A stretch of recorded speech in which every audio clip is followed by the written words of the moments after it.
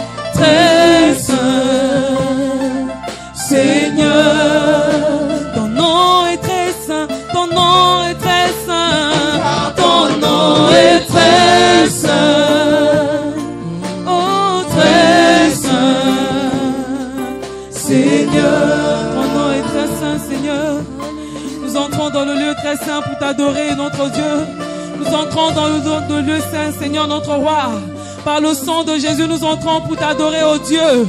Oui, nous entrons par la foi, oh Dieu de gloire, pour t'adorer, Seigneur. Nous entrons ce matin pour t'honorer, oh Dieu. Nous entrons ce matin pour te contempler. Nous entrons ce matin pour dire que tu es grand, Seigneur. Nous entrons ce matin, oh Dieu, pour dire que tu es saint ce matin, oh notre roi. Tu es le Saint d'Israël. Tu es le Saint d'Israël. Tu es celui qui nous a rachetés, oh Dieu. Tu as fait de nous un peuple saint, oh notre roi. Tu as fait de nous une nation sainte, oh notre Dieu. Un peuple, oh Dieu de gloire devant toi. Célébrons ta sainteté, Seigneur.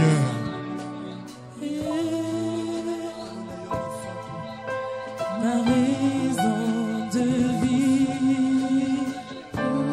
c'est de t'adorer.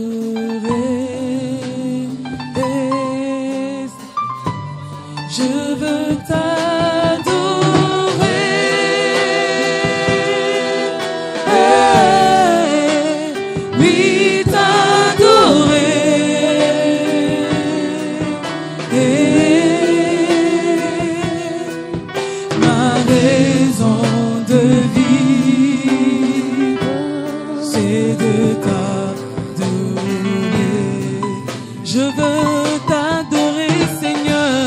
Je veux t'adorer.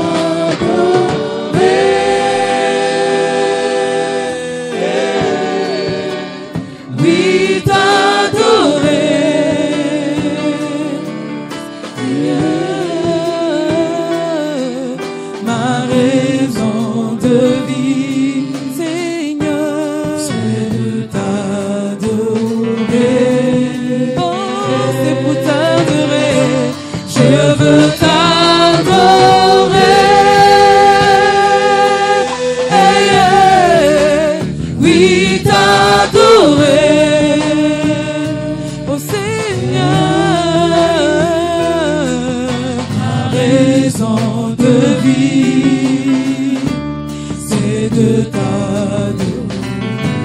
Oui, c'est la raison. C'est la raison pour laquelle je vis. C'est ma raison de vie. C'est la raison pour laquelle je vis. C'est la raison pour laquelle je vis. Pour t'adorer, Seigneur. C'est ma raison. C'est la raison pour laquelle je vis. Ma raison de C'est la raison pour laquelle je vis. vie, Seigneur. C'est la raison pour laquelle je vis. Pour t'adorer, Seigneur. Oui, c'est ma raison. C'est la raison pour laquelle je vis. C'est ma raison de vie. C'est la raison pour laquelle je vis. C'est la raison pour laquelle je vis. Pour t'adorer, Seigneur. Pour Je vais t'adorer, t'adorer, Seigneur. pour C'est t'adorer. pour t'adorer que j'existe. C'est pour t'adorer. Je veux le faire, Seigneur, de plus en plus librement, Seigneur. De grâce. Sans entrave, sans rien, aucune contrainte sur moi, Seigneur. C'est la raison pour laquelle je vis. C'est ma raison d'exister, t'adorer, Seigneur. Que rien ne m'empêche de t'adorer ce matin. Que rien ne m'empêche de te célébrer ce matin. Ma raison de vivre. Reçois la gloire. Seigneur éternel. Reçois la gloire, Seigneur. Reçois l'honneur. Reçois l'adoration. Reçois la louange. Reçois la force, le pouvoir et l'autorité. Toi qui es, qui étais et qui viens. Tu t'appelles Je suis. Je veux saluer ta présence, Seigneur, ce matin. Je veux la saluer. Je veux la saluer. Je veux la saluer parce que je la ressens. Je veux la saluer parce que je la constate. Je veux la saluer parce que je la ressens au plus profond de moi, Seigneur, car tu es là.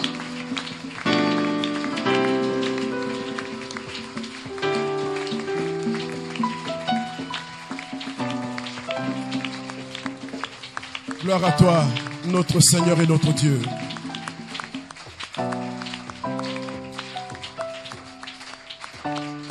Nous bénissons ta présence ce matin et voulons te recommander, Seigneur, le déroulement, la suite de ce culte. Seigneur, permets que nos cœurs et nos oreilles, nos sensibilités, Seigneur, soient mobilisés, Seigneur, à l'écoute de ta voix. Enseigne-nous tes voix, Seigneur, et permets que nous puissions prendre le maximum de ce que tu as mis à disposition. Toutes ces choses, Seigneur, que tu as disposées pour nous par ton amour. Nous ne voulons pas passer à côté de ces choses. Nous voulons laisser tomber à terre aucune des paroles de Dieu. Parce que c'est par elles que nous vivons et par elles que nous sommes jugés dignes et propres pour servir les intérêts du Dieu vivant. Nous bénissons ta présence au nom de Jésus-Christ. Amen.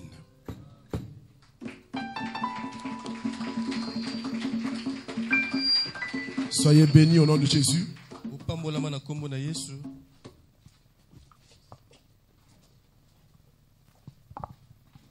Si tu n'as pas eu le temps de saluer ton voisin de gauche, de droite, de devant et de derrière, tu peux le faire. C'est nécessaire que nous puissions le faire.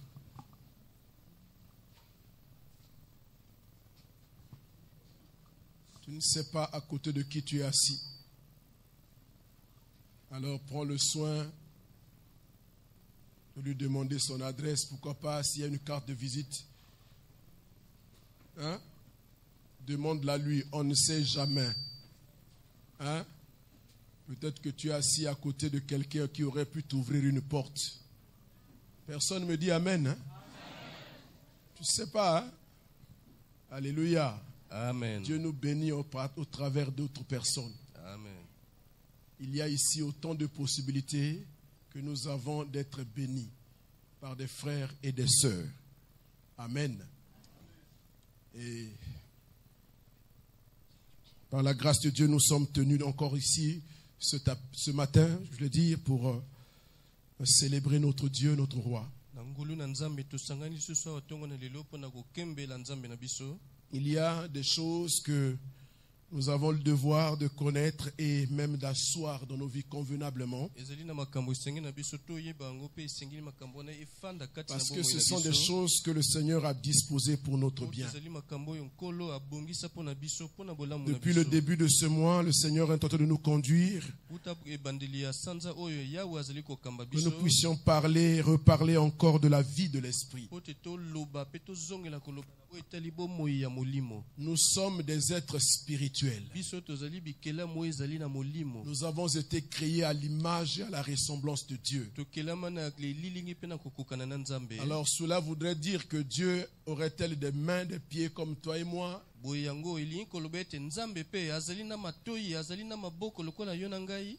Cette ressemblance à quoi fait-elle allusion?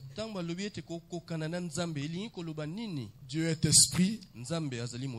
Il est également doté d'une personnalité. Il a une intelligence de raisonnement, la sagesse. Et c'est ce que nous sommes nous aussi. Et qui nous permet d'entrer en communion avec lui. Il y a donc des choses que Dieu a disposées, que nous avons le devoir de connaître pour mieux affiner de cette communion avec lui. Autrement, nous aurons communier avec Dieu à moitié, peut-être au tiers, ou même au quart, ou même au 1/10, ou au 1/1000 même. Parce que nous aurions laissé de côté, mépriser ces choses que le Seigneur a mises à notre disposition. Le dimanche dernier, nous nous sommes arrêtés sur le fait que Dieu nous a donné la possibilité de servir de 3 façons.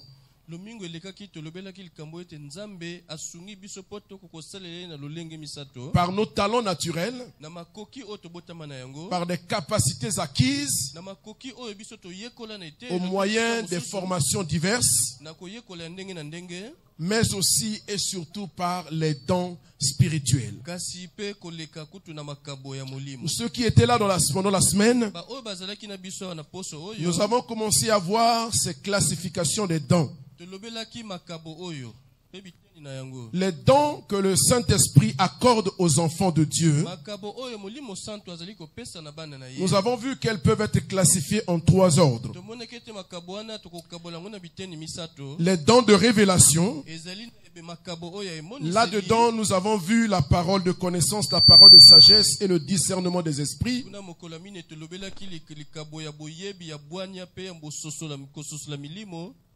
Nous avons parlé des dons de puissance le vendredi. Nous avons parlé du don de foi, du don d'opérer des miracles et du don de guérison. Ce sont autant de choses que le Seigneur a disposées pour l'Église pour que nous puissions manifester la puissance de Dieu en notre qualité de représentants de Dieu sur la terre. Nous avons le devoir de manifester la puissance de Dieu afin que le règne de Dieu s'établisse sur la terre comme il est établi là-bas au ciel. Et nous avions promis qu'aujourd'hui dimanche nous parlerions des dons d'inspiration.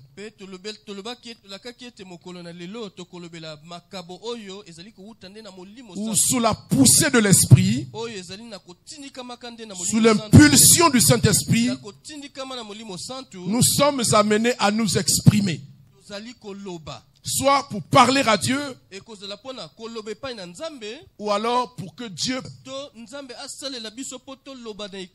Donc ce matin, nous allons parler du don de la diversité des langues. Et d'un autre don qui va avec, qu'on appelle l'interprétation des langues. Mon observation en tant que pasteur m'a permis de constater que ce sont les dons les plus utilisés par les enfants de Dieu. Et cela se comprend. Pour la simple raison que lorsque quelqu'un est baptisé du Saint-Esprit, le signe initial, c'est qu'il va parler en langue. Alléluia. Amen. C'est le signe évident qui nous permet de constater que la personne est baptisée du Saint-Esprit. 1 Corinthiens chapitre 12, le verset 10. Il dit ceci. À un autre, le don d'opérer des miracles.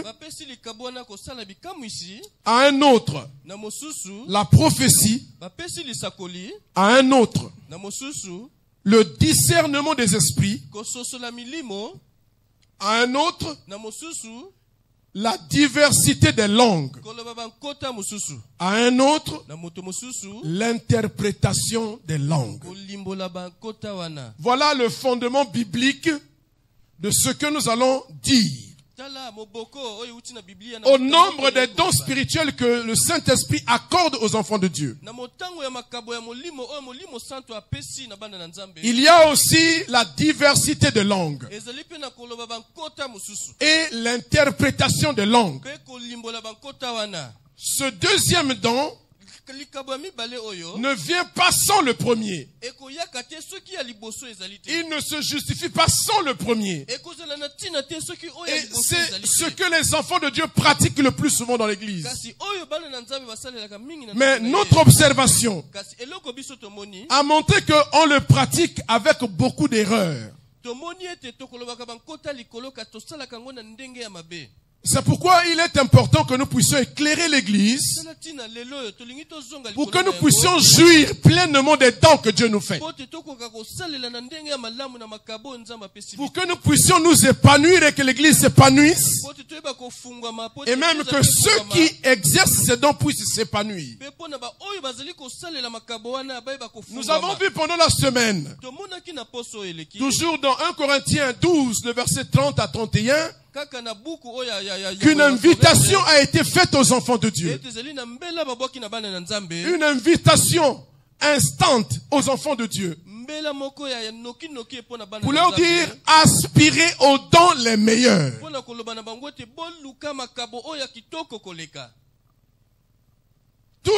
Tous ont-ils le don de miracle? Tous ont-ils le don de guérison? Tous parlent-ils en langue? Tous interprètent-ils? Verset 31. Aspirez aux dons les meilleurs. Aspirez. C'est-à-dire rechercher. Travailler pour les acquérir. Aspirer, rechercher, désirer. Manifester le désir, l'intérêt pour les dons les meilleurs. Et nous avons dit pourquoi la Bible qualifie ces dons de meilleurs. Ils sont meilleurs par rapport à quoi? Parce que nous sommes en train de parler ici du signe initial du baptême du Saint-Esprit. C'est-à-dire de parler en langue. C'est le premier signe et c'est même le premier don. Mais clairement, la Bible nous montre que ce n'est pas le meilleur. Ça veut dire que si je parle en langue, il n'y a rien d'extraordinaire. Nous allons voir tout à l'heure. Mais je dois aspirer à d'autres dons qui sont meilleurs que celui-là. Parce que le qualificatif meilleur est attaché au fait que le don en question doit être édificateur pour l'église. Donc, pour que le don que je manifeste soit dit meilleur, il faut qu'il réponde à un critère. C'est-à-dire qu'il puisse apporter l'édification. C'est-à-dire une information qui aide les gens à grandir. Une information qui aide les autres à se construire dans leur foi. Ou à l'église de s'édifier dans sa foi et dans sa marche. Alors la diversité des langues, nous pouvons la définir comme la capacité surnaturelle de parler à Dieu. S'il vous plaît, retenez bien ceci, parce que vers la fin de notre message, nous allons pouvoir rectifier beaucoup de choses. La diversité des langues, c'est la capacité surnaturelle de parler à Dieu dans des langues non connues du locuteur, mais qui peuvent être comprises par certains auditeurs. Il peut s'agir des langues humaines qui existent sur la terre, mais également des anges, les langues des anges. Donc, celui qui parle en langue, normalement, il parle à Dieu. Est-ce que vous me comprenez bien? Il parle à Dieu. Et il parle dans une langue que lui-même ne comprend pas. Dans une langue qu'il n'a pas apprise. Cette langue-là peut être connue de certains des auditeurs qui sont là. Ou alors pas du tout. Cette langue-là peut être une langue terrestre qui existe, parlée dans un état du monde. Ou alors elle peut être la langue du ciel, la langue des anges. Alléluia. Amen. Cette diversité de langues, elle procède d'une promesse de Jésus lui-même, qui se trouve dans le livre de Marc, chapitre 16. Marc 16, verset 17. Le Seigneur disait ceci: voici les miracles qui accompagneront ceux qui auront cru en mon nom. Ils chasseront les démons. Ils parleront de nouvelles langues. Ils parleront de nouvelles langues. Sous l'emprise du Saint-Esprit, ceux qui ont cru en Jésus vivent avec cette promesse de parler de nouvelles langues. Des langues qu'ils n'ont pas appris. Des langues qu'ils ne connaissent pas. Mais sous la poussée de l'Esprit, ils peuvent être conduits à s'exprimer dans une langue. Et cette expression-là, elle est adressée à Dieu, pas aux hommes. Alléluia. Amen. Alors, quels sont les buts du parler en langue? Le premier but du parler en langue, c'est la preuve biblique du baptême du Saint-Esprit. On l'a dit tout à l'heure. Et en observant certains textes qui parlent du baptême du Saint-Esprit, chaque fois le baptême du Saint-Esprit a été accompagné du parler en langue. C'est ce qui s'est passé le jour de la Pentecôte. Vous pouvez le lire dans Acte 2. Dans le verset 4, la Bible dit que ils furent tous remplis du Saint-Esprit et se mirent à parler en langue selon que l'Esprit leur donnait de s'exprimer. Ça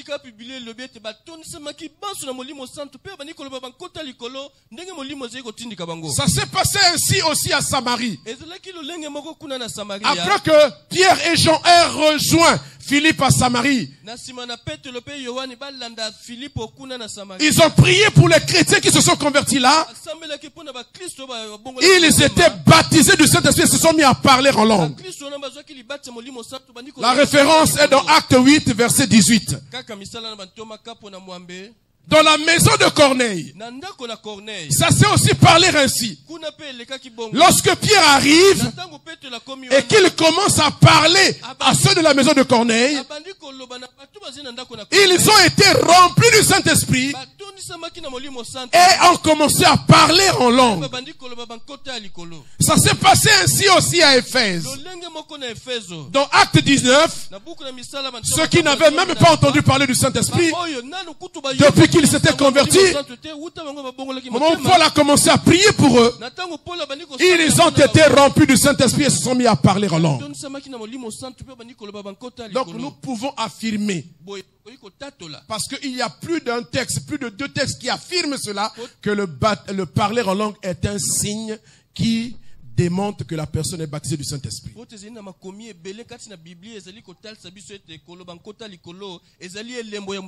C'est pourquoi depuis le début du mois, nous sommes en train d'encourager les enfants de Dieu à pouvoir expérimenter cela.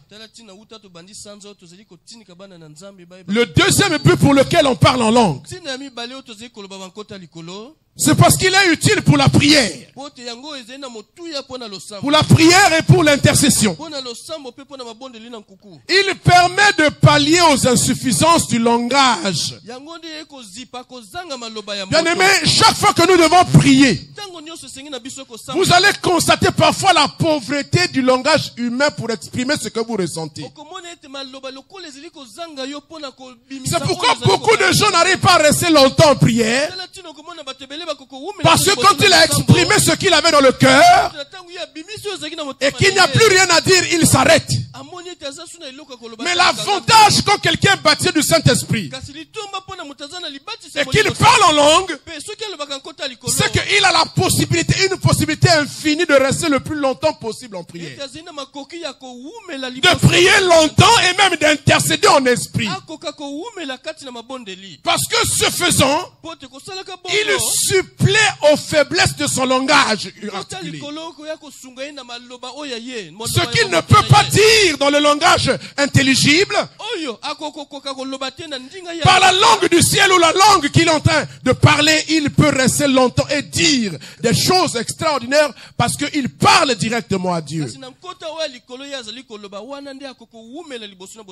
En Corinthiens 14, le verset 15.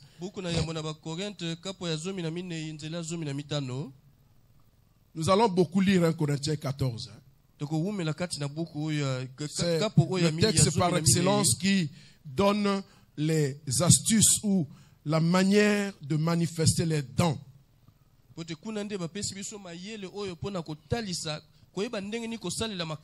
faire donc? Je parlerai en esprit, par l'esprit. Je prierai. Merci frère. Je prierai par l'esprit. Mais je prierai aussi avec l'intelligence. Je prierai par l'esprit. Je prierai aussi par l'intelligence. C'est qu'il peut alterner la prière. Il prie avec l'intelligence. Quand ils se sont arrêtés, il passe en langue. Il peut revenir en esprit. Il peut repartir dans la langue. Ainsi de suite. Et ça lui permet de rester longtemps en prière et même d'intercéder pour des choses qu'elle ne maîtrise pas. L'intercession à ce moment-là est conduite par l'esprit. Et l'intelligence de l'homme devient stérile. Mais son esprit parle à l'esprit. Alléluia. Amen. Alléluia. Amen. Le troisième bénéfice à parler à parler en langue, c'est pour louer et adorer Dieu. Le même texte que nous venons de lire là, nous allons le relire tout à l'heure. Mais avant tout, nous lisons Acte 2, verset 11.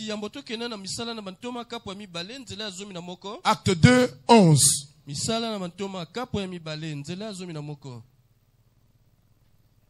Crétois et Arabes.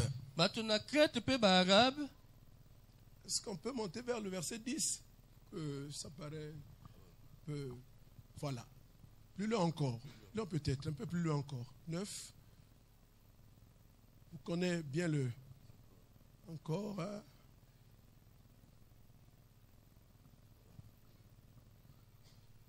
Et comment les entendons-nous dans notre propre langue, à chacun, dans notre langue maternelle? Parthes, Mèdes, Élamites, ceux qui habitent la Mésopotamie, la Judée, la Décapole, le Pont, l'Asie, la Phrygie, la Pamphylie, l'Égypte, le territoire de la Libye voisine de Cyrène, et ceux qui sont venus de Rome, juifs et prosélytes, crétois et arabes. Comment les entendons-nous parler dans nos langues des merveilles de Dieu? Nous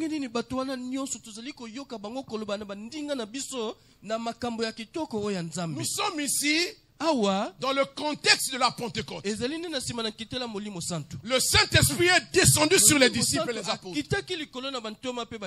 Au bruit qui s'est fait à cet endroit, les gens qui étaient venus à Jérusalem pour célébrer la Pentecôte ont accouru vers le lieu où l'événement se crée.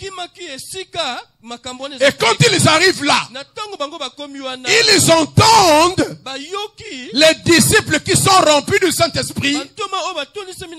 Ils sont en train de parler en langue. Voyez, on a cité ici autant de nationalités, des juifs et des prosélytes qui sont venus du monde entier pour venir célébrer la Pentecôte. Et quand ils arrivent là, ils les entendent parler en langue. Les langues qu'ils parlaient étaient des langues en usage sur la terre. Les Grecs, les Crétois, les Arabes, les Égyptiens, ils les entendaient parler en leur langue. Mais ce qui est important pour nous ici, c'est de voir qu'est-ce qu'ils disaient. Ils étaient en train de dire les merveilles de Dieu. Ils parlaient en langue pour dire les merveilles de Dieu. Écoutez-moi bien, ils parlent en langue pour dire les merveilles de Dieu. Donc ils sont en train d'adorer Dieu. Ils sont en train de louer Dieu, de célébrer Dieu pour ce qu'il est et pour ce qu'il fait. Alléluia. Donc voilà le but du parler en langue. L'un des buts, c'est de nous amener à louer et à adorer Dieu. Acte 10, 45 à 46.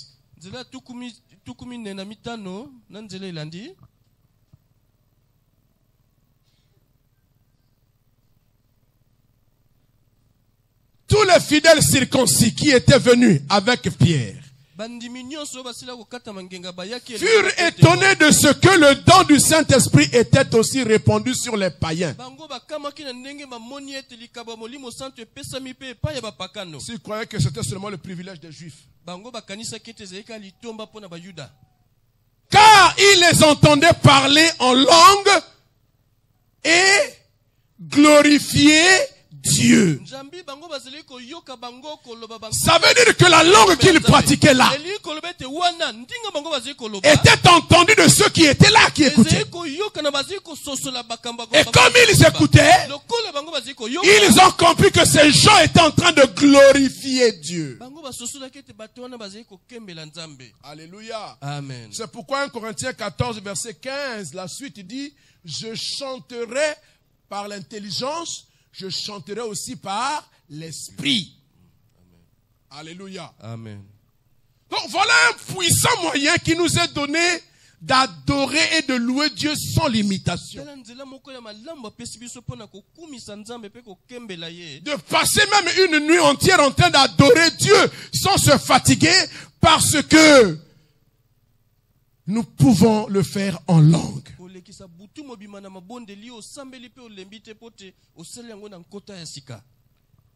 Autre but pour lequel nous devons parler en langue,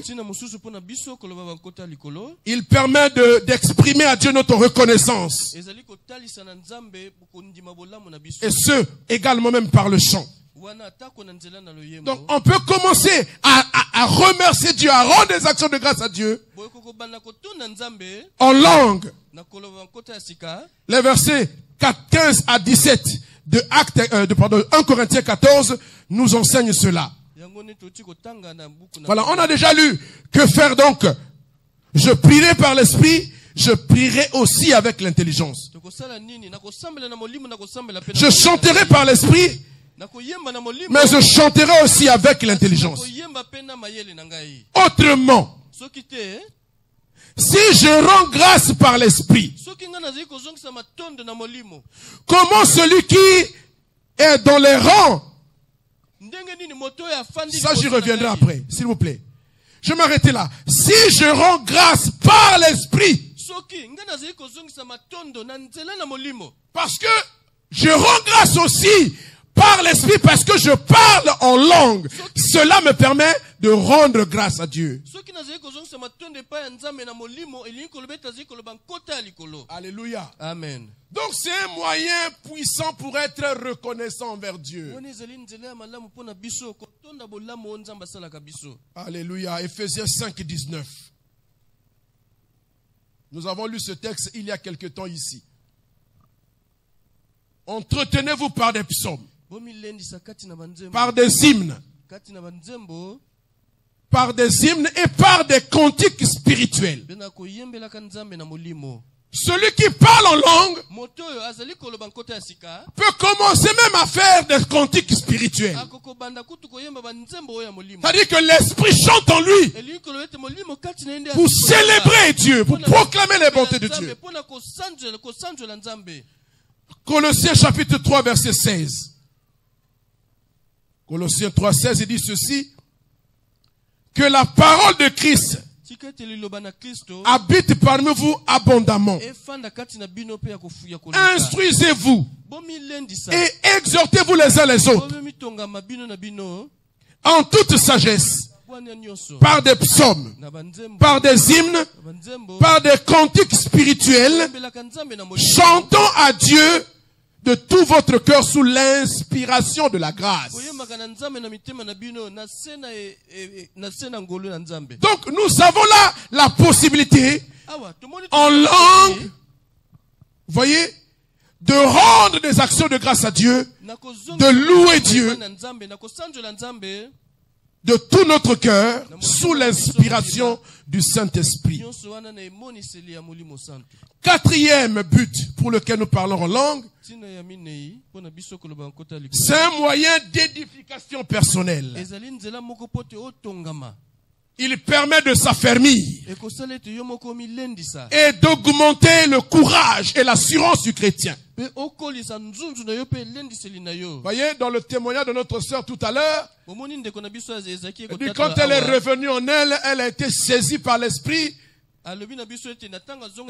Et sous l'onction de cet esprit, elle a commencé à prier. Elle s'est sentie des forces. Elle s'est sentie du courage. Parce que ce n'était plus elle, elle était saisie de l'esprit. Et l'esprit a commencé à la pousser à prier, à intercéder pour plusieurs choses à la fois. Et ce faisant, elle est restée longtemps à prier. Mais ce qui est caractéristique ici, c'est qu'elle a ressenti une telle assurance dans le Seigneur, une telle foi, une telle confiance en Dieu. Voyez, quelqu'un qui parle en langue, il édifie sa foi, il se construit dans son assurance pour Dieu, dans son assurance en Dieu. Bien aimé, quand quelqu'un dans cet état-là, quand quelqu'un atteint ce niveau-là, il devient inébranlable même dans ses pensées. Il devient robuste parce qu'il a une telle confiance en Dieu. Que rien de ce qui peut se passer autour de lui ne peut l'ébranler. Alléluia. C'est pourquoi je vous encourage, bien-aimés, il faut rechercher le parler en langue. Pour s'édifier personnellement. Alléluia. Et l'apôtre Paul dit au verset 18 de 1 Corinthiens 14, verset 18, il dit, je rends grâce à Dieu de ce que je parle en langue plus que vous tous. Alléluia. Amen. Il écrit ici à l'église de Corinthe. Les Corinthiens étaient une église que Dieu avait bénie.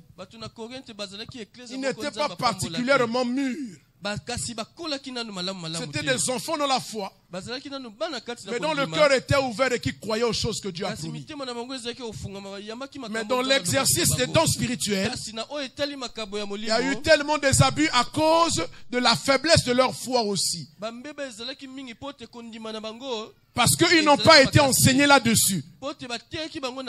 C'est pourquoi lorsque l'apôtre Paul apprend tout ce qui se passe là-bas, il prend le soin d'écrire sur les dons spirituels. Les chapitres 12, 13 et 14 particulièrement. Donc il essaie de les orienter pour qu'ils puissent expérimenter ou puissent exercer bénéfiquement les dons spirituels. Parce que quand ce n'est pas bien compris, nous pouvons les pratiquer au travers. Nous pouvons les pratiquer à tort ou mal. Et c'est ce qui se passait à Corinthe. Donc par rapport aux ceux de Corinthe, l'apôtre Paul dit, moi je parle en langue plus que vous tous. Je ne sais pas là où on avait fait l'examen, mais lui il a dit ça. Il parlait plus que tous en langue. Vous voyez, ça montre simplement que il était porté vers cela dans son culte personnel. C'est particulièrement vrai dans notre culte personnel que nous prenions beaucoup de temps pour parler en langue. Ça va nous aider à nous édifier personnellement, à nous construire personnellement, à nous fortifier dans la foi. Parce que nous savons, bien aimés, que la foi est mise à rude épreuve. Nous sommes tentés de toutes parts. Nous sommes éprouvés de toutes parts. Nous sommes agressés. Et la foi a besoin d'être à la dimension de toutes les agressions que tu as. Parce que si ta foi est en deçà, les agressions auront raison d'elles. Et tu vas t'effondrer. Mais nous avons besoin de nous construire dans notre secret. Dans le secret de ta chambre. Dans le secret de ta maison. Prends du temps pour parler en langue. Même 2 heures, 3 heures en langue. Tu en sortiras ragaillardi, fortifié, inébranlable, robuste et prêt à affronter toutes les agressions du diable. Prêt à résister à toute la tentation que l'ennemi va apporter vers toi. Alléluia. Amen. Alléluia. Amen. Voyez, n'attendez pas de venir à l'église pour parler en langue. C'est un exercice quotidien.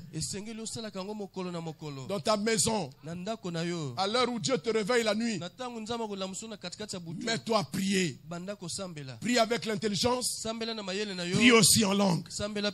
Avec l'information suivante que quand tu pries en langue, tu t'édifies. Alléluia. Amen. Tu te construis. C'est particulièrement vrai. Nous disons des choses qu'on a expérimentées. Donc vous pouvez le croire.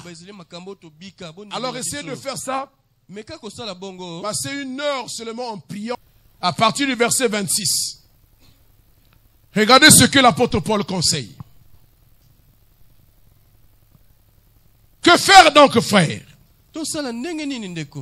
Lorsque nous sommes assemblés, les uns ou les autres parmi vous ont-ils un cantique, une instruction, une révélation, une langue, une interprétation? Que tout se fasse pour l'édification. Retenez-le. Quoi que nous puissions manifester un don dans l'église, le but visé, ça doit être l'édification de l'église. Il n'y a pas un autre but que celui-là.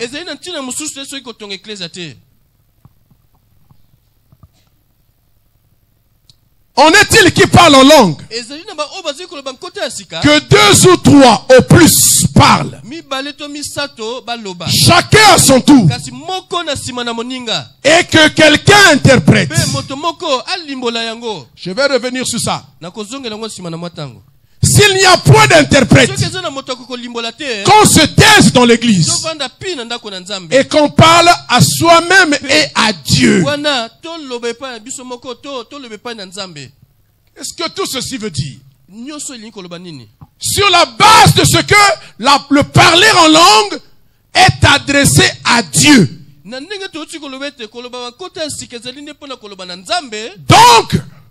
tel que nous sommes rassemblés ici,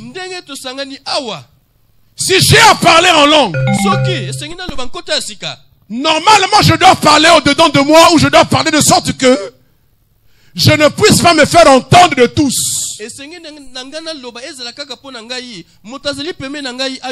Sauf si il y a besoin d'une interprétation. Et là la Bible dit que 2 ou 3 au plus parlent en langue, mais dans l'ordre, de façon successive. Alléluia. Amen. Pas tous ensemble à la fois. Ça devient du désordre. C'est la cacophonie. On ne comprend d'abord rien de ce que tu dis. Et si en plus il y a plusieurs qui disent ça en même temps, nous sommes tous pénaux. On se dit mais qu'est-ce qui se passe? Donc quand c'est nécessaire, parce que il y a quelque chose qui doit être exprimé en langue, alors le contrôle sur soi voudrait que je sois à l'écoute de l'assemblée. S'il y a déjà un frère ou une sœur qui a élevé sa voix et a commencé à parler en langue, je dois moi me contenir. Alléluia. Amen. Je ne dois pas encore élever la voix en même temps, ça fait désordre. Alléluia. Amen. Alléluia. Amen. Parce que quand on parle en langue, ça ne veut pas dire qu'on a perdu toutes ses facultés. Le Saint-Esprit, quand il nous remplit, il ne fait pas de nous un automate ou un robot. Voyez, j'ai vu quelqu'un dans une église dire, il faut dans le bas, il faut dans le bas. Ce que tant qu'on le battait, quand on ne suit. Hein? Alléluia. Vous voyez, l'esprit de Dieu, c'est un esprit de l'ordre. D'abord au ciel, dans la Trinité, il y a un ordre rigoureux, strict. Amen. Alléluia. Nous voulons que beaucoup de gens parlent en langue. Par principe, celui qui parle en langue parle à Dieu. Donc, si tu parles à Dieu, est-ce que nous avons besoin de savoir ce que tu dis à Dieu? On n'en a pas besoin. Maintenant, si nous devons écouter ça, ça veut dire que Dieu voudrait que nous écoutions. Donc, il y aura une interprétation. C'est pourquoi la Bible dit que 2 ou 3 parlent, chacun à son tour, et que l'on interprète ce qui est dit. Ce qui est dit à Dieu. Pas à l'église, mais à Dieu. Donc, l'action de grâce de quelqu'un, la louange que quelqu'un exprimera en langue, peut avoir auprès de Dieu le besoin que ça soit interprété pour que les autres peut-être entendent. Ou que quelqu'un entende pour s'inspirer. Mais en réalité, celui qui parle en langue parle à Dieu. Amen. Amen. Alléluia. Amen. Le verset 28. S'il n'y a point d'interprète, qu'on se taise.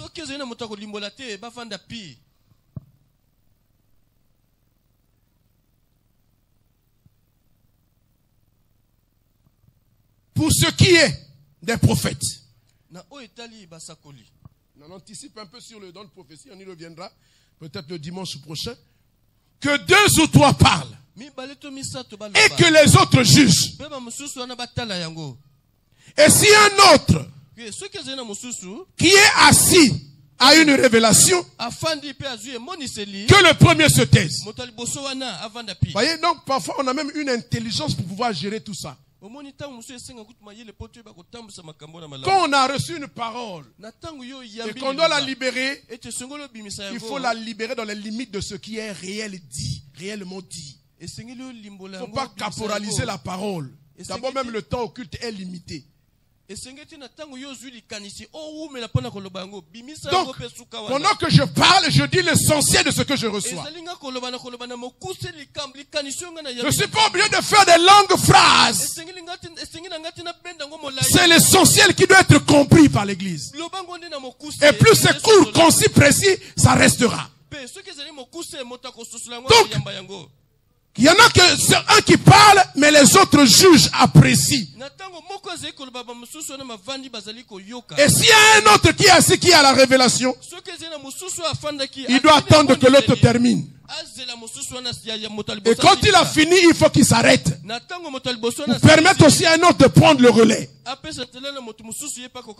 Alléluia. Car vous pouvez tous prophétiser successivement, afin que tous soient instruits et que tous soient exhortés. Les esprits des prophètes sont soumis aux prophètes. Dieu n'est pas un Dieu de désordre, mais de paix, comme dans toutes les églises des saints. C'est la règle dans toutes les églises des saints. Donc il y avait manifestement ce problème-là à Corinthe. C'était une belle pagaille où les gens parlaient à tue-tête et on ne savait pas qu'est-ce que Dieu voulait nous dire. C'est pourquoi l'apôtre Paul donne la déontologie. Comment faut-il exercer les dons? Donc ce que l'on retient, c'est quoi? Celui qui exerce le don doit être maître de lui-même. L'exercice d'un don ne nous fait pas perdre les facultés. Quand nous sommes remplis du Saint-Esprit, ce n'est pas du délire. On n'a pas perdu la raison. Donc on doit pouvoir exercer le don tout en ayant un contrôle sur soi-même. Pour gérer son corps, pour gérer son intelligence. Si ce n'est pas le moment de prophétiser ou de donner l'information, je me garde, j'attends le moment favorable. Alléluia. Ou si même ce moment n'est pas donné, il y a toujours des occasions pour pouvoir dire ce que Dieu a dit. Donc on n'est pas pressé, on n'est pas acculé par Dieu. On n'est pas dans le délire, on n'est pas dans le trouble. Non, on doit garder le contrôle. Celui qui prophétise doit être maître de son esprit, de son corps. Alléluia. Et on peut s'arrêter. Je peux décider de m'arrêter. Quand je ne peux plus m'arrêter là, il faut bien se demander si c'est l'esprit de Dieu. Hein?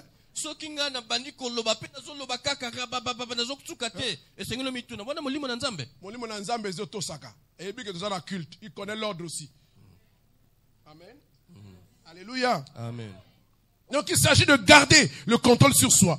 Et éviter aussi de choquer les autres. De perturber les autres. Vous voyez, souvent on a été témoin ici de quelqu'un qui c'est comme, on ne rentre pas en transe, on n'est pas en transe. Hein?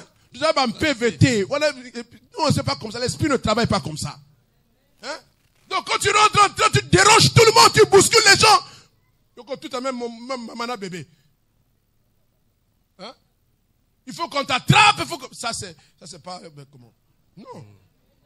Alléluia. Amen. Donc l'esprit de Dieu est un esprit qui est un gentleman. Il est poli. Il est respectueux des gens. Amen. Amen. Voilà. Donc il ne vous rend pas un automate. Vous êtes complètement une personne avec toutes ses capacités. Vous pouvez vous retenir, vous pouvez vous garder de déranger les autres, de sauter, de crier, de commencer à bousculer tout le monde.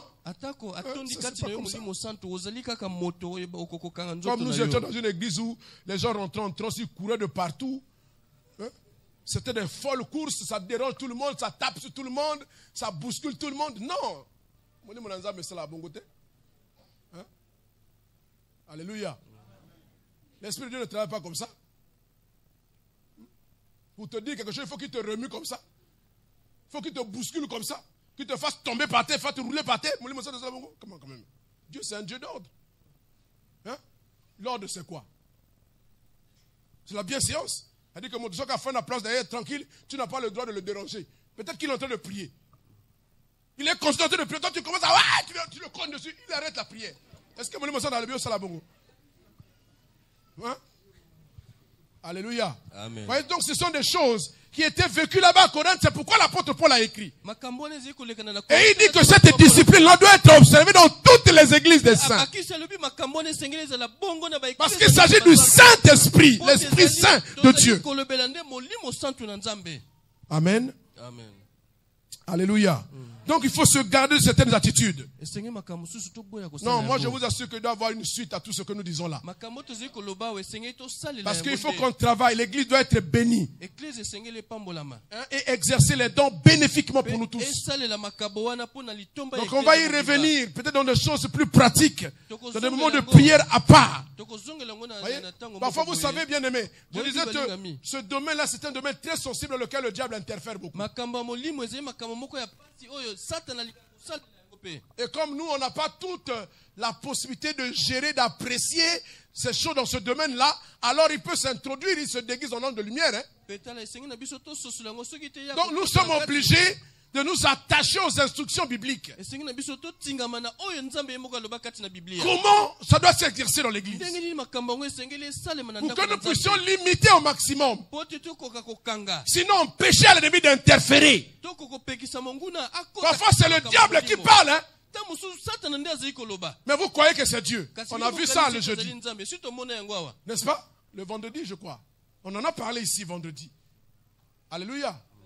Où un esprit, une femme était remplie d'un esprit de Python qui suivait l'apôtre Paul tout le temps, pendant plusieurs jours. Qu'est-ce qu'elle disait? Ces hommes-là, ce sont les serviteurs du Dieu très haut. Ils vous annoncent la voie du salut. Écoutez-les. Ah. Tu as qui n'a besoin de monter sur la cabine publicité. On n'a pas besoin.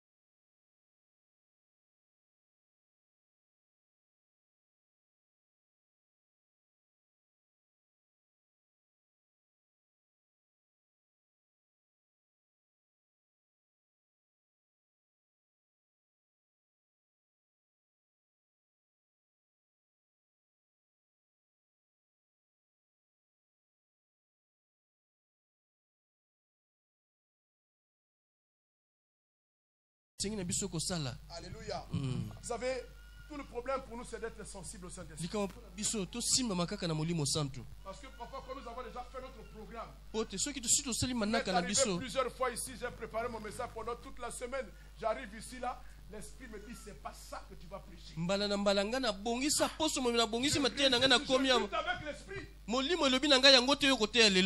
me suis entêté, j'ai prêché, je ne sentais pas, ça c'est pas moi. Mais qu'est-ce qu'il y a? Oui, tu n'as pas obéi. La sensibilité. On ne vient pas dans la maison de Dieu comme si on allait dans un restaurant, dans un bar. Non, on doit se préparer parce qu'on va à la rencontre. Yes. Et quand on vient, Dieu a besoin de nous parler. Dieu a besoin de nous instruire. Partout, Dieu peut instruire l'Église. Donc nous sommes chacun ici autant de canaux. C'est normal que plus de 300 personnes dans l'assemblée comme ça. Il n'y a pas une louange qui est célébrée en esprit. Alléluia. Qu'il n'y ait pas une interprétation précise. Qu'il n'y ait pas un discernement d'esprit. Qu'il n'y ait pas c'est notre devoir que de pouvoir l'exercer le avec l'église, des formules, l'église des habitudes. Les temps sont tellement difficiles. Vous savez que même une parole seulement qui peut sortir de la bouche de Dieu.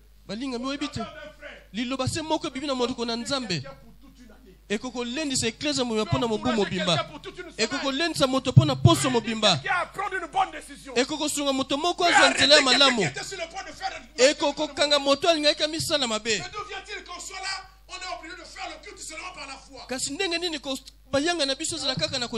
Alors que le Seigneur nous a bénis. Alléluia. Voyez? À Corinthe, ils avaient tout ça. C'était désordonné. Biso ezali kokesana nyonso wana toza nango kutu te tolingi yango kutu te bazalaki bana mike na kondima bazalaki bana na kondima tela tina bango kosana bango ezalaki sangisa bazalaki na bosenga ete bakola na nsima nde makabo wana esalamaki po te bango bazali koluka yango po te bazali kosana yango bazali koluka yango mpe na ntango eklesi ezali koluka makabo wana nzambe nde akosopa makabo yango na ntango bateyi bino bongo elingi koloba ete nzambe alingi kosopa esengeli bana nzambe mitema na bango ekezala kofungama mpo na koyamba ete moko azala esalelo mpo na nzambe moko azala esalelo nzambe akosalela mpe nalingi naloba ntongo na lelo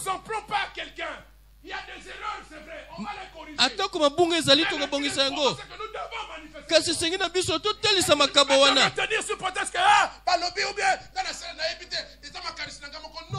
il y a toujours un début à toute chose. Après en pratiquant, on s'améliore.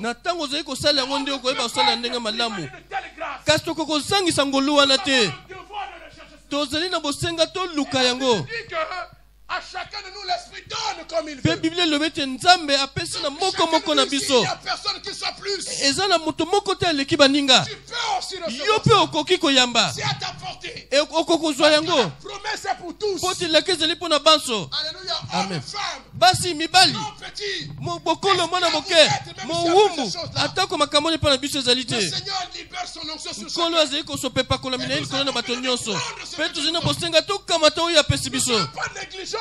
Tout le monde n'a pas battu. Tous les bateaux likolo te. Tout quand ça tête ezali ka pona battu li pate ezali pona bato nyonso. Ezali li pamboli pona église lelo.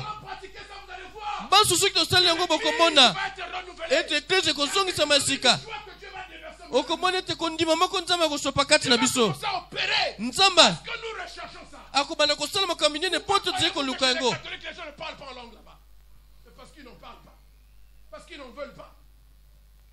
Alléluia. Amen. Donc si nous ne pratiquons pas ça, ceux qui te salient en côté, ceux qui te luki en côté, yebete ko lala nango pe kati na biso. On va devenir comme les catholiques aussi. Ouais, to komi nokola ba mupe. Comme maintenant les protestants. To komi nokola ba. Ils aussi commencent maintenant à faire les messes de requiem. Hein? Vous voyez, les petites choses rentrent comme ça parce que l'église n'est plus éveillée. Elle a laissé de côté les grâces que Dieu a données et elle commence à rechercher les choses par eux-mêmes. Nous devons rechercher les dons. Alléluia. Amen. Tout le monde peut parler en langue. Moi, je veux que chacun de vous parle en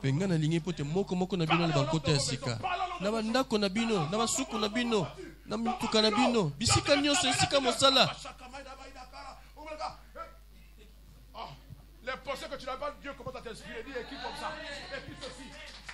Quand tu fais la cuisine là, tu parles en langue rabachakaba.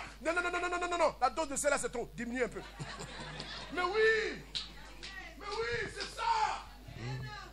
Hein? Alléluia. Amen. Dieu nous a donné ces choses. Nzamba pesi biso makabo wana zilipo na bolamu na biso loba nkota sika luka yango ebanda kande wana ya moto sakola ya moto ezo liloba boyebi ya moto zo bososula milimbo ya moto zo kondima aozo bikosala bikamwisi lekana na libatisa molimo santo esengelo luka yango ndenge nini mwana na nzambe. Au début, quand je me suis converti, je recherche ça. Et bon, les gars, mon thème, c'est que Lucas. Toutes les occasions étaient bonnes. Et pour ça, nous sommes maintenant au point d'engager. Na pondeli na kilibile pour na yango. Parce que je voulais, j'avais compris par les enseignements. Pour tenir na soso qui na malakisi. Que quand vous faites cette expérience, et te soki okutani na iloko wana. Bon moi na yo bongo ni solo. Et bongo ni makamono na bon moi na yo. on ne peut pas être la même personne. Okokozala su moto ndenge mokote. Okokozala mokristo ndenge mokote. Ya motengana zo libatsa molimo santu. Facilité à tomber dans le péché. Nazaki kokwea kwa na lisumu. On est dans la foi, mon frère. Oba est venu me dire un jour pour m'exhorter. Il m'a dit des choses tellement dures. J'ai même failli perdre la foi. Alléluia. Parce que l'esprit, quand il va te parler, il sera même te ménager un peu. Lui Ne pêche pas, c'est seulement toi qui pêches. Il m'a parlé, j'étais découragé. Il me parlait comme ça. Il n'a pas le droit de me parler comme ça. Je ne viens plus à l'église. Mais c'est quoi cette affaire-là? Pourquoi il parle comme ça? Un peu que je suis resté tranquille. Mais il a raison. Même s'il a parlé méchamment, mais il a raison quand même. Alléluia. Alléluia. Mais à partir du moment où j'ai été baptisé du Saint-Esprit, alléluia, je me suis senti une force intérieure. Une force intérieure. makasi moko kati na ngai ya kolinga nzambe ya kolinga losambo makambo wana yango ezali kobatela nga kino lelo yo ezali sekele na kati ya motema na ngai. Amen. Bo luka libatisa molimo santu okokokoba bomo ya mokristo boye te tala tina tozali na molemu pona likambo moke boye otoboki pote molimo azali kofanda kati na yo te esengeli afanda. Son rôle c'est de nous qualifier, de nous donner le fruit de l'esprit, mais aussi les dons spirituels avec lesquels on doit servir pour impacter les païens. Alléluia. Nous en avons besoin. On en a besoin. Imaginez que quelqu'un arrive ici pour la première fois. Dieu donne une parole de connaissance. Bernard, tu es arrivé ici. Tu as tel problème. Dieu va te toucher, il va te guérir. Cette personne-là va dire, comment va yebinga? Hein? Alléluia. La personne va dire, Zamba yebinga, Zamba liginga. Oh. Dieu que d'entendre ça, il est guéri. Alléluia. Amen. Nous allons nous lever, on va prier. Ah Seigneur, pardonne-nous de mépriser les dons, Seigneur. Pardonne-nous, Seigneur, pardonne-nous, pardonne ton Église. Mais crée en nous un désir certain, une soif nouvelle des dons spirituels, Seigneur. Comment pouvons-nous mépriser les choses que tu as disposées par amour pour nous, Seigneur? Comment nous pouvons nous porter comme ça? Comment on peut vivre comme ça, citoyens du royaume des cieux? Comment pouvons-nous laisser de côté les outils de travail que Dieu nous a donnés pour vouloir servir Dieu avec les outils, nos propres outils ou les outils que nous avons empruntés du monde? Seigneur, il y a trop d'intelligence, trop d'administration maintenant dans l'église. Nous avons perdu le côté spirituel. Nous avons perdu, Seigneur, le côté sacré. Nous avons perdu, Seigneur, le côté miraculeux. Nous avons perdu, Seigneur Jésus-Christ, le côté surnaturel, Seigneur, de la foi. Oh, nous avons besoin de cela. élève ta voix. Tu allais commencer à prier le Seigneur. Commence à élever ta voix. Il faut demander pardon à Dieu. Parce que tu n'as pas recherché le Saint-Esprit comme il fallait. Parce que tu ne l'as pas désiré comme il fallait. Commence à prier. Demande pardon au Seigneur. Parce que tu as été négligent. Tu n'as pas aspiré ou tu as aspiré insuffisamment à ces choses. Commence à parler à Dieu. Comment pouvons-nous nous comporter comme ça et refuser ce que Dieu nous donne par grâce? Ces choses qui devaient nous aider à réussir, à être performants pour Dieu. Nous n'avons pas le droit de nous comporter ainsi. Nous n'avons pas le droit. Commence à prier. Demande pardon au Seigneur, mon bien-aimé. Il y a des gens qui ont commencé à parler en langue et puis qui se sont arrêtés. Il y a des gens même qui ont prophétisé. Ils sont devenus secs dans l'église. Ils ne prophétisent plus. Où est parti ton don? L'apôtre Paul a dit à Timothée, ranime le don que tu as reçu par imposition de mes mains. Ranime. Il y a des gens qui ont besoin de retrouver le zèle qu'ils ont perdu.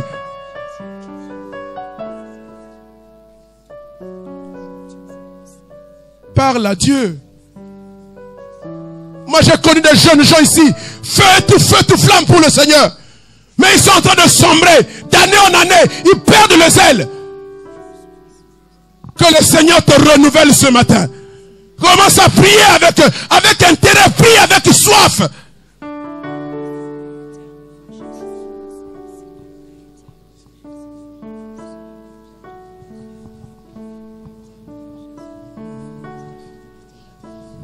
Commence à prier, alléluia. Commence à prier de tout ton cœur, si et que ta présence descende. Seigneur, viens auprès de moi. Seigneur, viens auprès de moi. Libère l'onction et que ta présence descende. Libère ton onction ce matin, Seigneur. Viens auprès de nous et libère ton onction, Jésus-Christ. Nous soyons capables de voir comme toi tu vois, Jésus. Merci de bénir ces offrandes, notre Dieu. Merci de les bénir encore, Seigneur, pour la gloire de ton nom, Jésus. Merci également de bénir ton peuple, Seigneur.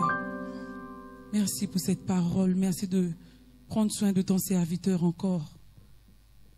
Que ton nom soit béni à jamais au nom de Jésus-Christ. Amen. Et pendant que je prie Dieu, la pensée qui me revient dans mon esprit, colonel, c'est David. Qu'est-ce que je dis? Daniel. Daniel à Babylone. Nous allons prier pour notre frère. Est-ce qu'on peut se lever? J'étais en train de parler avec un frère. Je dis dans ce pays-là, même si les forces des ténèbres sont en train de travailler, mais quelque part, les gens auront besoin des enfants de Dieu. Ils auront besoin des gens sincères, des gens qui servent Dieu, qui craignent Dieu. Parce qu'à un moment donné, les ténèbres n'arriveront plus à gérer. Et ça, c'est un signe. Et nous voulons prier pour notre frère, pour que Dieu soit avec lui tout le temps qu'il va assumer cette fonction et qu'il soit l'ambassadeur du royaume des cieux. Ce milieu-là qui est un milieu difficile, je ne vous apprends rien. Nous allons donc élever nos voix, nous allons prier pour notre frère. Et que ta prière ne s'arrête pas ici, mais continue de le porter dans ta prière, pour ne pas dire tous les jours de ta vie, mais régulièrement. Amen. Amen. Ce sont des postes difficiles, parce qu'ils travaillent auprès du chef de l'État, ils s'occupent de la garde, des hautes autorités. Et ce n'est pas facile. Vraiment que Dieu soit avec lui. S'il a été choisi, c'est qu'il a des compétences pour. S'il a été choisi, c'est qu'il joue de la confiance de ses chefs. Mais que cette confiance-là demeure parce que Dieu, agissant en lui, fera qu'il ait toujours confiance en lui. Élevons la voix tous ensemble et prions pour notre bien-aimé.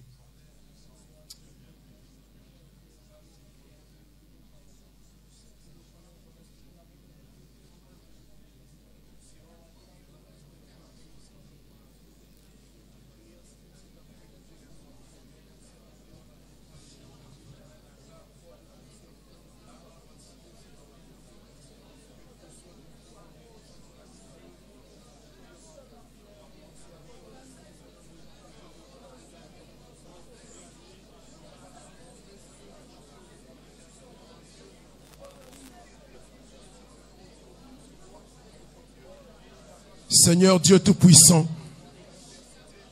il t'a plu, Seigneur, d'élever ton fils, ton serviteur, et de lui confier des tâches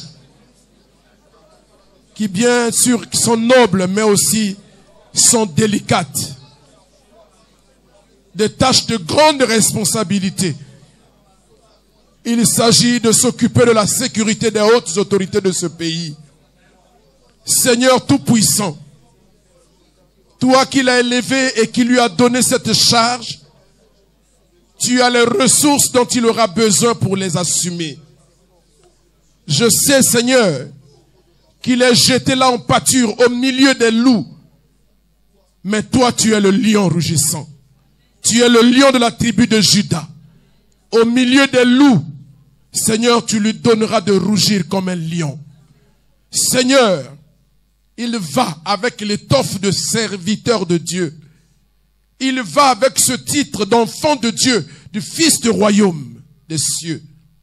Seigneur, permets qu'il brille au milieu des ténèbres et qu'il puisse assumer ses tâches avec beaucoup de brio, de responsabilité, d'abnégation, de fidélité, Seigneur, de sorte à justifier la confiance que les autorités ont eue envers sa personne. Seigneur, au travers de lui, c'est ton Église, corps de Christ, qui est élevé et qui doit donner la mesure, Seigneur, de la fidélité à ta parole, de la discipline, de la rigueur, Seigneur, de la crainte de Dieu, sans lesquels, Seigneur, ton accompagnement sera vain. Je prie que tu lui accordes la sagesse, l'intelligence, la clairvoyance, la perspicacité, la discipline et la rigueur chrétienne nécessaires, Seigneur, pour qu'il réussisse ses tâches. Je sais, ô Dieu Tout-Puissant, qu'il sera combattu, ça ne nous surprend pas, mais il sortira vainqueur. Il y a bien longtemps, Seigneur Jésus, qu'il aurait été promu, mais tu as attendu le moment qui soit favorable pour toi et pour lui, Seigneur. Nous le recommandons à ta grâce et te prions d'être avec lui tous les jours de sa vie, de sorte que, Seigneur, il soit le modèle de la troupe et qu'il puisse les inspirer, pas seulement dans le domaine de sa compétence, mais aussi dans le domaine de l'esprit, parce que là aussi, il connaît Dieu et il doit être capable, Seigneur, d'influencer, Seigneur, tous ceux qui seront sous son autorité par rapport à cette vocation. Nous le bénissons ton nom et prions que l'Esprit de Dieu, un esprit supérieur, soit avec lui tous les jours quand il exécutera cette fonction. Que toute la gloire te revienne, toi qui vis et qui règnes à jamais. Je déclare que toutes les armes qui sont déjà en train d'être forgées contre lui et qui le seront à l'avenir soient tous sans effet au nom de Jésus, et que tous les traits enflammés du malin échouent sous le bouclier que tu es pour lui, Seigneur. Combien même, Seigneur, il pourrait porter des gilets par balles. Tu es le gilet par excellence. Pour lui, Seigneur Jésus, tu vas parer les balles réelles, mais aussi les balles invisibles. Mon Dieu, notre Père, que ta grâce accompagne ton serviteur et que tu le bénisses. Au nom de Jésus-Christ, nous avons ainsi prié. Amen.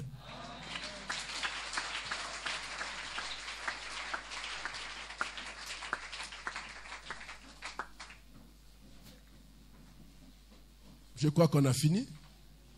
Allez dans la paix du Seigneur. À demain, 5h30. Ou alors 17h. Ou alors 22h30. Mais ne rate pas une tranche. Sois là. Hein? Choisis une tranche. Amen. La marche avec Dieu. C'est le thème de ce juillet en prière. Amen. Bien. J'ai oublié une chose avant de terminer. Hier, nous avons fait un baptême exceptionnel.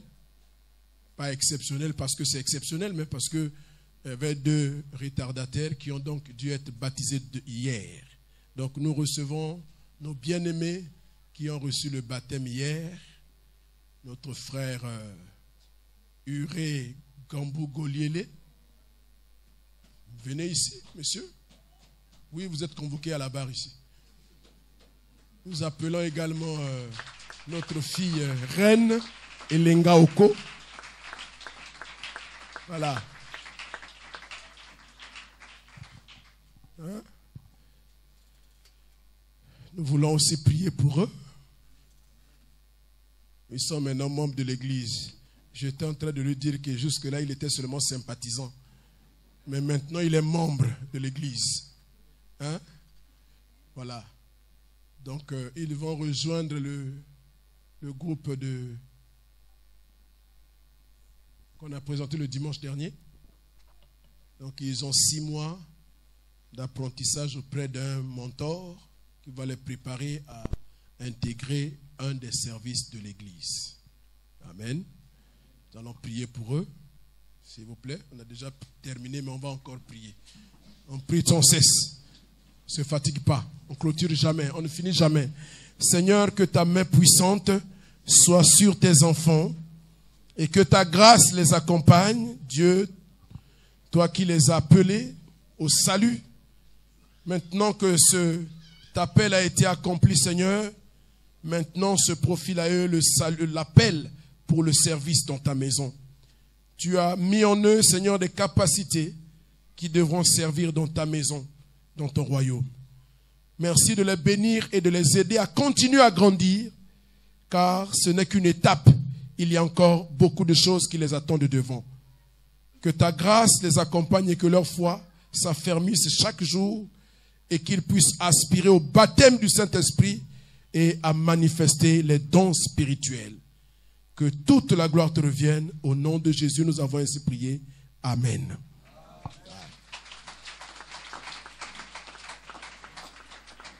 Ok. À demain.